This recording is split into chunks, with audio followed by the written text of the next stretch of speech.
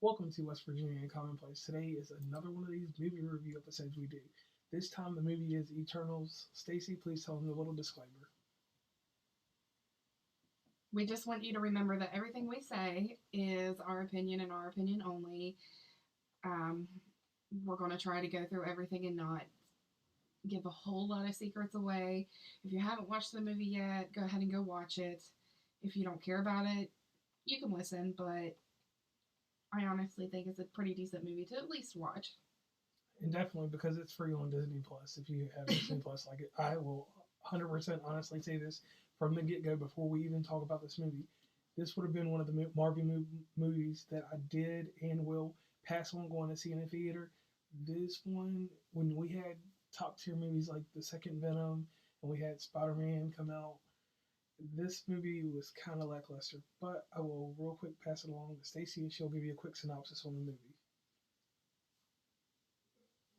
Okay, so you can read any of this on Wikipedia, so we're going to skip a lot of it. Basically, you start the movie with your 10, I guess we'll say heroes, Yeah. your superheroes, your main people, um, and then they come to Earth, and basically that's how the story starts. Okay, and I'll go a little bit deeper. Like it started 500 BC with these 10 superpowered Eternals, and I will name all of them: Ajax, Xerxes, Icarus, Kingo, Sprite.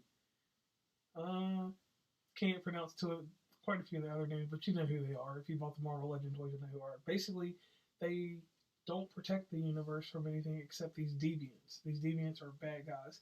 They do not stop the human process. They don't help out in the world beyond the predators that they have to kill. Right, because in the movie, and it is answered, at first you're like, well, why, where were these guys whenever the Thanos was coming in? Like, why weren't they helping out? And in the movie, it basically answers that for you. Like he just said, they're here to protect from the demons, the deviants, whatever you call them, and that's all they will interfere with, and that's all they're supposed to interfere with. And so basically, the movie does its normal medium origin story. It tells just a little bit about him, goes through a few different times inside the movie, and then it gets to a certain point.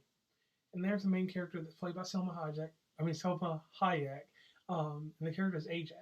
Ajax is supposedly the leader of them, and she meets with a celestial body that she can only talk to, and the other ones just have to hear from. And come to find out, after some point, Ajax, she's killed by a member of their team, and the member of their team that kills her. Give that away. Yeah, all right. So yeah, hold up on that. Yeah, I think we're getting a little too detailed right there. So, like I said, we don't like to give a whole lot of information away. We just kind of like to let you know what we thought about the movie. I know a lot of times you guys will hear me say, you know, where's the background information? Like what's going on, what happened in the past. I did feel that this movie gave you that. I mean, it might not have been as detailed as I like to have, but I did feel it gave us enough information to go off of. Like we know why they don't completely interfere. We find out what happens each time, like and how long they're supposed to stay there, and what's supposed to happen. You find out who the true good people and the bad people are, and it's probably the last part of the movie whenever you figure all this stuff out, and it's surprising. It's like, oh wow, I didn't even realize that was going to happen. And one thing that I would like to say about this, that is kind of out there, you do see some appearances from some things that you haven't seen in a while. There was Abomination; he was inside of this movie, and that was a real like game changer there because we haven't seen Abomination since Incredible Hulk.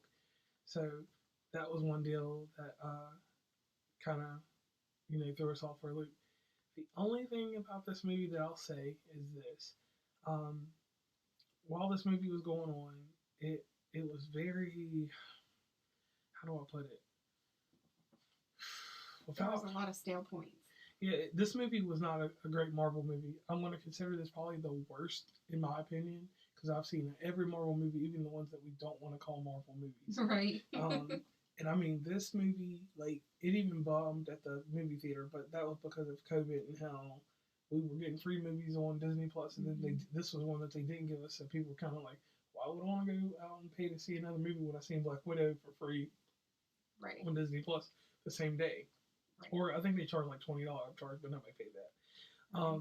It was kind of like whenever the good parts came up, you want to make sure that you're paying attention so that way you don't miss them. I think that was that far and few in between.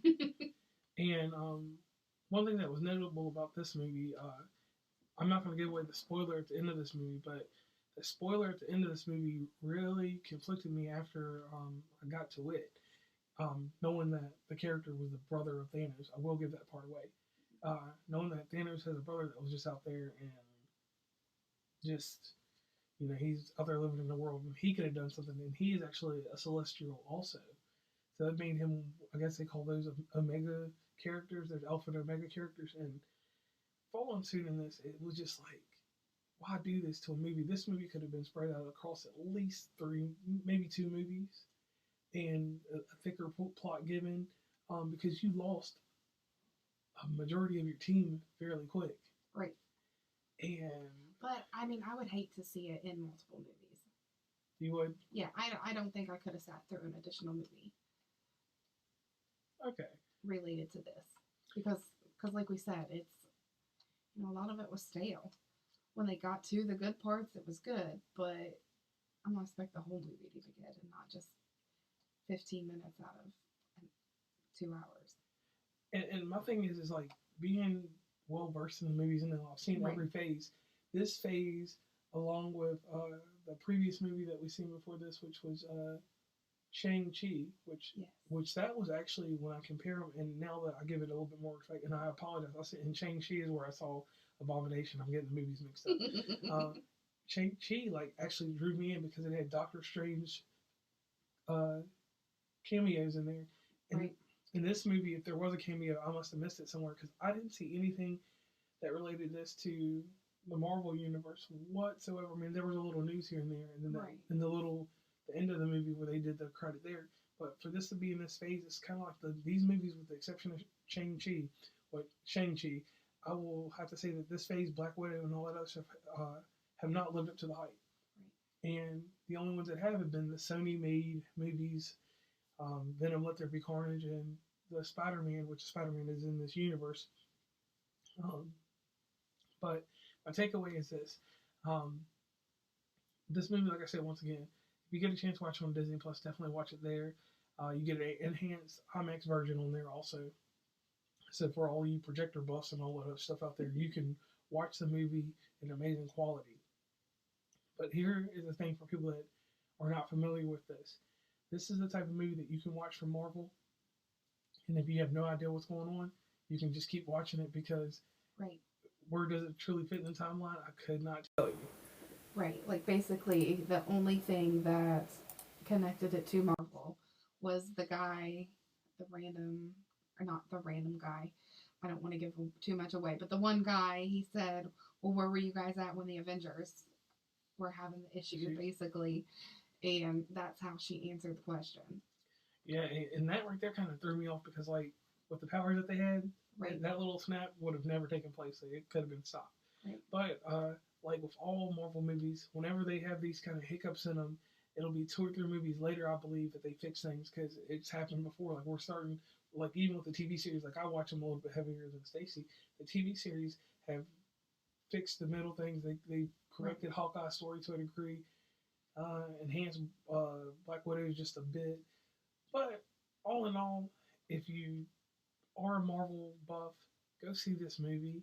If you're not a Marvel buff, this is one that you could probably, I think, omit from your catalog. Right. I mean, I will say they did set it up good for an additional movie, and hopefully they'll be able to redeem themselves with it. But wholeheartedly, if this stuff happens the way that happens, this movie could have been easily saved with a cameo from Guardians of the Galaxy. Guardians of the Galaxy would have fit so well into this, with the celestial stuff that's going on in this movie.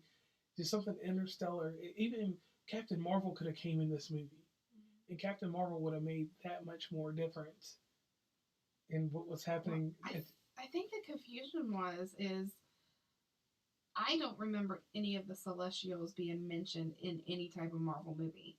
So to me, it's like, oh, well, here's this completely random spin-off movie that they're just trying to make extra money off of, in my opinion.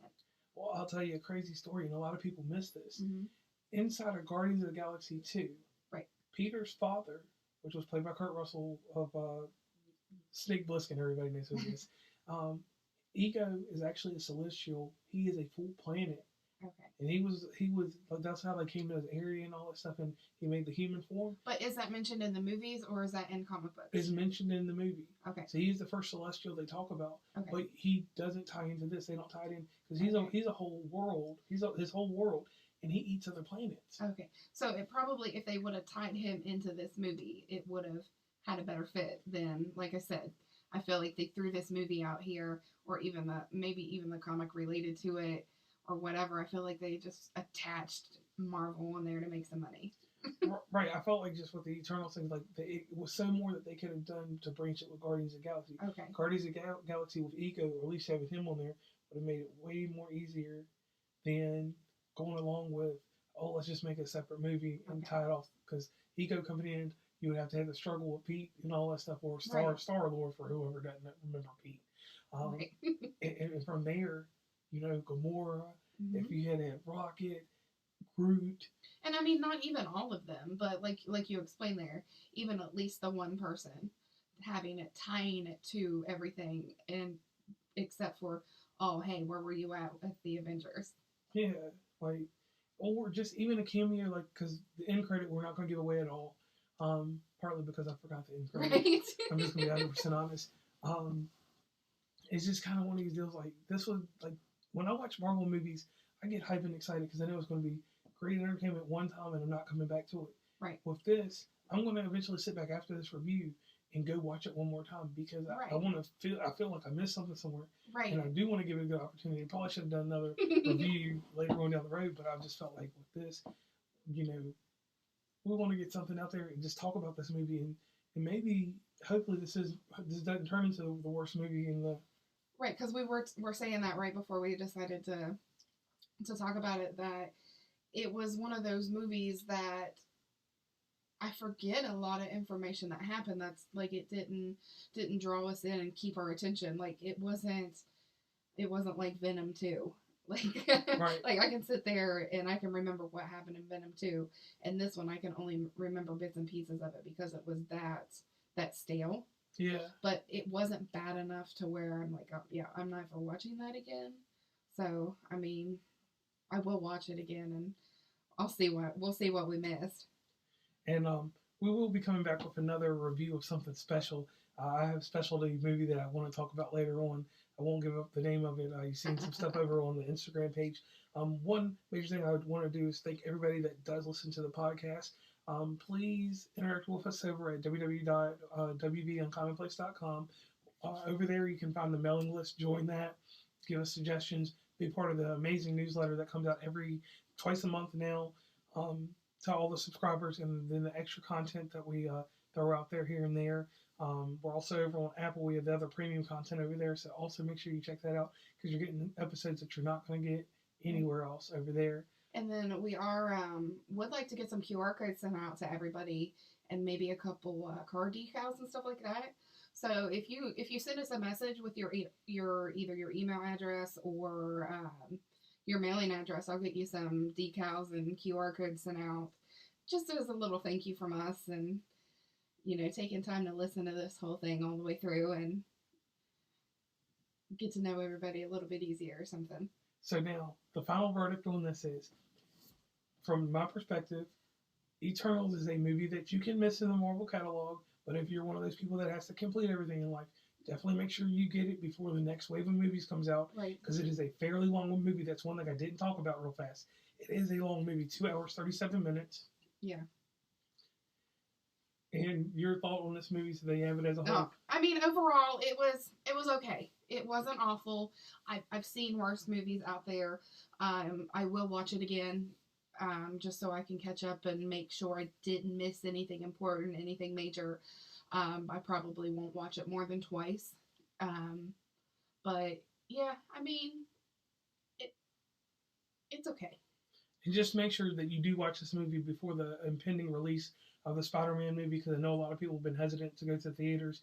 And when that Spider-Man movie drops on DVD, because it will not be on Disney Plus or Blu-ray or however you watch your movies, it's going to be one of those deals that's going to kind of push this movie and the rest of the stuff that's out now into the back burner, except for Venom. Venom's not going to get pushed back. Right now there's nothing going on, so you might as well watch it. And you only got until March for Spider-Man. So once again, this is JR from West Virginia, Commonplace. And this is Stacy. And we want to thank you for listening to our movie review.